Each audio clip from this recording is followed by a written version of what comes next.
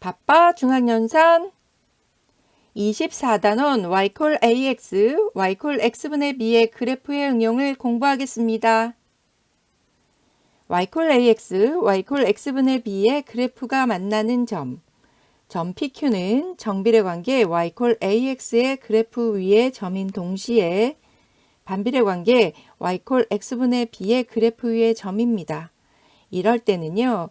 y콜 ax, y콜 x분의 b에 x 이퀄 p, y 이퀄 q를 대입해서 a, b의 값을 구해내면 됩니다.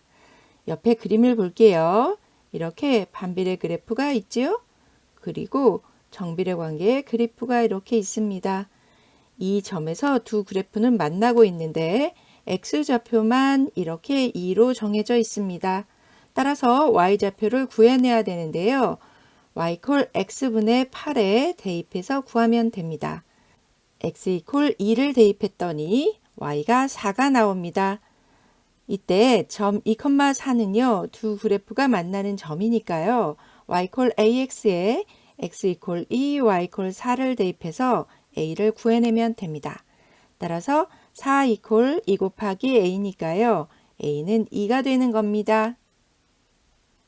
정비례 관계 y콜 ax의 그래프와 도형의 넓이. 오른쪽 그림과 같이요. 점 P에서 X축에 내린 수선과 X축이 만나는 점 Q의 X좌표가 2입니다. 이때 점 P의 좌표는요. y콜 3x에 x 이퀄 2를 대입하면 되니까요. 6이 됩니다. 따라서 삼각형 POQ의 넓이는요. 밑변의 길이가 2이고 높이가 6이니까 2분의 1 곱하기 2 곱하기 6 해서 6이 되는 겁니다. 반비례 관계 y콜 x분의 a의 그래프와 도형의 넓이. 점 PQ가요. y콜 x분의 a의 그래프 위에 있다면 이 점을 대입해 보면 q 이퀄 p분의 a가 되어 p 곱하기 q가 a가 됩니다. 이것을 이용해서 반비례 관계 그래프에 있는 직사각형의 넓이를 구할 수 있습니다. 선생님이 이렇게 그려보겠습니다. 이렇게 좌표축을 그리고요. y콜 x분의 2의 그래프를 이렇게 그려놓겠습니다. 이때 이 그래프 위에 한 점을 잡고요. x축, y축에 수선을 긋습니다. 그러면 이 사각형이 직사각형이 됨을 알 수 있겠죠? 이 직사각형의 넓이를 구하라는 문제가 많이 나옵니다. 하지만 친구들이 생각해보면 x좌표도 없고 y좌표도 없는데 이 직사각형의 넓이를 어떻게 구하지? 이런 생각이 들죠? 그런데 가로의 길이는요. x좌표의 길이이고요.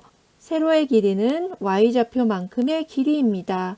따라서 이 직사각형의 넓이는 x 곱하기 y입니다. 그런데 x 곱하기 y가 a가 된다고 배웠잖아요. 따라서 이 a는 2가 됩니다.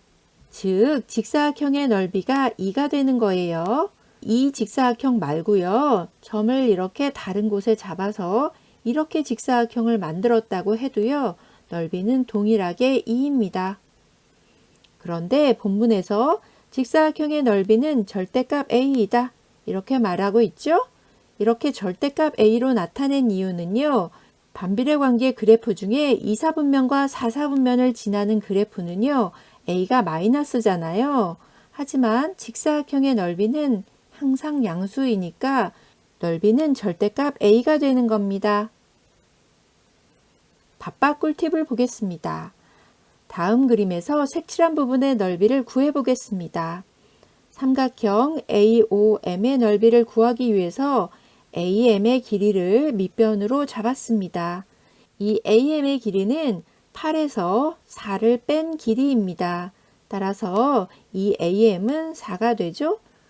그리고 높이를 OB로 잡으면 되니까 이 길이는 4입니다. 따라서 삼각형 AOM의 넓이는 2분의 1 곱하기 4 곱하기 4 해서 8이 되는 겁니다. 실수 코너를 보겠습니다. 반비례 관계의 그래프와 정비례 관계의 그래프가 만나는 점에 대한 문제는요. 먼저 x좌표를 관계식에 대입해서 y좌표를 구해내야 합니다. 이때 두 관계식 중에 미지수가 없는 관계식에 대입해야 돼요. 왜냐하면 x 이퀄 2를 y 이퀄 x분의 a에 대입하면요. y의 값이 안 구해지니까 y 이퀄 3x에 반드시 대입해야 합니다.